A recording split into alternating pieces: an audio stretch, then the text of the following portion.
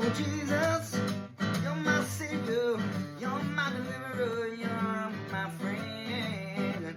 Oh, walk a straight line, but that don't mean it's easy. I'll make it every time as long as I believe in Jesus. They say from a bar stool to that living room, Sunday morning in a church pew, you are my champion. Alright, so what was it like singing and leading worship in prison? For anybody who is a worship pastor, somebody who's interested in what it was like to lead worship in prison, here goes the first episode. So I did a total of 15 years and 10 months and 27 days inside a Texas prison. And one of my primary jobs the entire time that I was there was in some type of way leading worship in some type of environment. I was leading worship in the churches. I was leading worship on the rec yard. I was leading worship and singing worship in segregation. I was singing worship on high custody levels where people are more aggressive and in trouble and whatnot. I have led worship in every context of the prison environment in the state of Texas. I've been to high security on the Cofield unit and sang in worship for the guys back there who have escaped out of SEG and done some crazy wild things. That they are on the highest level of security in the Texas Department of Criminal Justice. And one of the things I will want to say is that it is a roller coaster of experiences.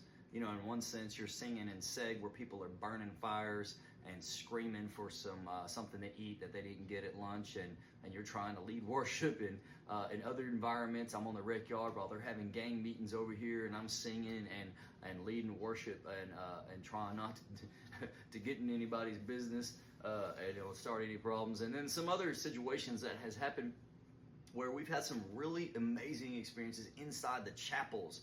Texas prison is really unique for their chapels all across the state, especially the older, what we call red brick units, like the Beto unit, although it's not red brick, it's more cinder block, but it's what we call a brick building. Beto unit is, there was a guy named George Beto, and he made sure that, there was, I think it was him that made several prisons have some really nice chapels. They rebuilt them. Cofield unit's got probably one of the best ones I've seen so far.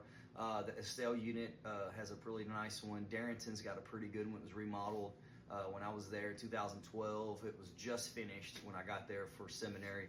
And I led worship on the Darrington unit for 5 years. And the Beto unit's got a really big chapel there. I mean, you could fit a ton of people in there. My boy Mario Ayala painted all the murals in there, most of them, 90% of them, and he is a fantastic painter. He's painted some stuff that has boggled leadership's mind. They won't even paint over them.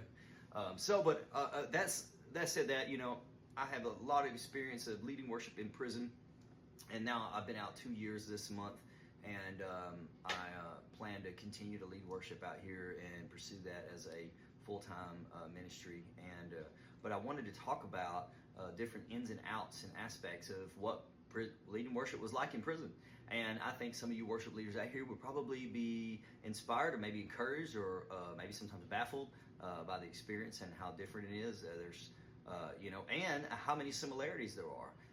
Most people think that in prison, we don't have guitars. We're just sitting around and clapping our hands like Peter was in the book of Acts when the chains fell off, But no, it's not that bad, At Texas prison, we may not have air conditioners, but we definitely had guitars and musical instruments. And I remember on the Cofield unit, we had some of the most high state-of-the-art. We had Gateway Church donate quite a bit of, Apple computers. We had a digital soundboard there. We had in-ear monitors. We had all the contemporary click track systems that we use out here today. We just didn't have planning center. You don't really need that in there.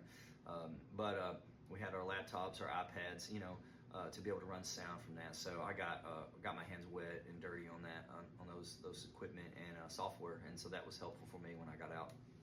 But the first episode that we're going to talk about is going to be how diverse the church service is in prison.